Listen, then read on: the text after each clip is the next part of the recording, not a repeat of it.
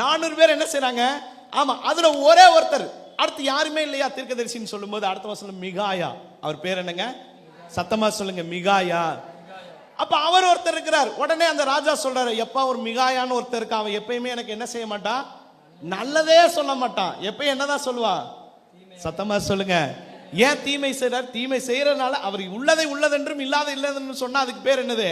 எப்ப பார்த்தாலும் எனக்கு நல்லதே வர மாட்டேங்க, தீமை. ஏன் நான் நல்லா இருந்தா தானங்க நல்லது வரும். நல்லா புரிஞ்சுங்க, நான் நல்லா இருந்தா எனக்கு என்ன வரும்? சத்தமா சொல்லுங்க, நல்லது வரும். நான் தீமையாக இருக்கும்போது தீமையானது தான் வரும். நான் எதை விதைக்கிறேனோ அதை என்ன செய்வேன்? அறுப்பேன். அப்ப நான் நல்லவனாக என்ன செய்ய வேண்டும் இருக்கும். இவர் என்ன சொல்றாரு? அப்படிதான் ஒரு ஸ்டேட்மெண்ட் கொடுக்குறாரு பாருங்க. இவன் யாகப்பா கூப்பிட போறீங்க, இவன் எப்ப வந்தாலும் என்ன செய்வான்? எனக்கு தீமையாவே சொல்லுவானப்பா, நல்லதே சொல்ல மாட்டானப்பா.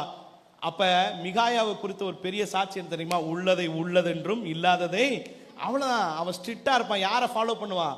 ஆண்டவர் சொல்றதை மட்டும்தான் சொல்லுவான். அப்ப வேதாகமத்தை, உங்களுக்குள் பெரியவர் இருக்கிறான்னு சொன்னா வேதாகமம் என்ன சொல்லுகிறதோ அதன்படிதான் வாழ்வீங்க, மாற்றவே மாட்டீங்க. 400 பேர் அப்படி இருக்காங்களே, அவங்க யார் பேரை சொல்லியிருக்கிறாங்க?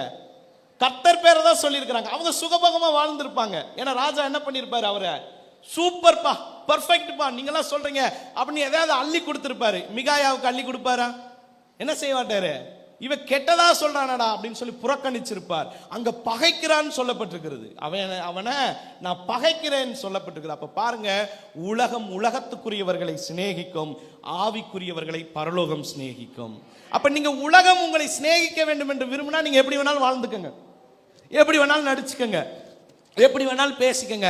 பரலோகம் உங்களை அங்கீகரிக்க வேண்டும் என்று சொன்னால் வேதாகமத்தை மாத்திரமே நீங்கள் என்ன செய்ய வேண்டும்? நடக்க வேண்டும். வேதாகமத்தை மாத்திரமே நீங்கள் காண்பிக்க வேண்டும். இந்த மிகாயா அதை தான் செஞ்சார். மிகாயா என்ன செஞ்சாரு? அதை தான் நீங்க வீட்டுல போய் வாசிச்சு பார்த்து கொள்ளுங்கள். அப்ப நமக்குள் ஒரு தனித்துவம் இருக்க வேண்டும். பக்கத்துல பார்த்து சொல்லுங்க, உங்களுக்குள் பெரியவர் இருந்தா தனித்துவமா இருப்பீங்க. Special, you are the special. வித்தியாசமானவன், வித்தியாசமானவள். உங்களோட தாட் வித்தியாசமா இருக்கும். ஆனா எந்த தாட்டுக்குள்ள தான் வருவீங்க? வேதாகமத்தை விட்டு 1 இன்ச் கூட வெளியில போக மாட்டீங்க. இப்படின்னா இப்படித்தான். உலக சிநேகம் கர்த்தருக்கு பகை. கர்த்தருக்கு என்னது? அப்போ உலகத்தோடு சிநேகம் கொள்ளணும் என்றால் யாரோடு சிநேகம் கொள்ள முடியாது? தேவனோடு சிநேகம் கொள்ள முடியாது. அப்போ உலகத்தை என்ன செய்ய வேண்டும்? உலக காரியங்களிலே உலகத்துக்குரியவைகளை நாம் சிந்திக்க கூடாது. உலகத்துக்குரியவைகளை நாம் என்ன செய்யக்கூடாது? பேசக்கூடாது. கலப்பு இருக்கக்கூடாது. நாம் தனித்துவமானவர்கள். அல்லேலூயா. நான் தனிச்சு நிக்கணும், என் தாட் தனிச்சு நிக்கணும்.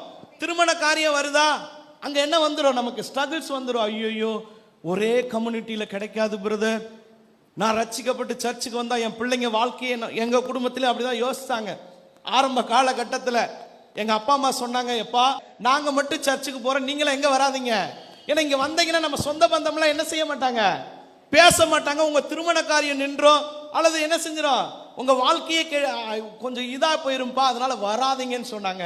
ஆனா அதை விட 1 வருஷம் கழிச்சு ஆண்டவர் எங்களுக்கு நிறைய விஷயத்தை கத்துக் கொடுத்தா. அப்ப தீர்மானம் எடுத்தோம், எங்கள் வாழ்க்கையில் யார் உதவி செய்யறாங்களோ இல்லையோ, திருமணம் நடக்குதோ இல்லையோ, எதுவானாலும் நானும் என் வீட்டாருமோ வென்றால் கர்த்தரையே சேவிப்போன்னு சொல்லி தீர்மானம் எடுத்து குடும்பமா போய் ஞானஸ்தானத்தை எடுத்துட்டு வந்தோம். எண்ணி 8 மாசத்துல என்னுடைய அக்காவுக்கு திருமணம் நடந்துச்சு.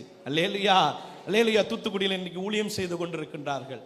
பாருங்க, உங்க வாழ்க்கையில நோ ஸ்ட்ரகிள்ஸ், 1000 பிரச்சனையை சொல்லிக்கிட்டே இருப்பாங்க. இங்க வந்தா இப்படிப்பா, நான் தனித்துவமானவன். என் வாழ்க்கையில யாரு கைடா இருக்கா?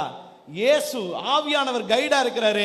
நான் அதை பின்பற்றி போறப்ப என் வாழ்க்கையில அதான் முதலாவது தேவனுடைய ராஜ்யத்தையும், அவ்வளவுதான், கம்ப்ளீட். இந்த உலகத்தில் ஆசீர்வாதமா இருக்கணும்னு நினைச்சீங்கன்னா வேதாகமத்தின் வழியில நீங்க நடந்துருங்க.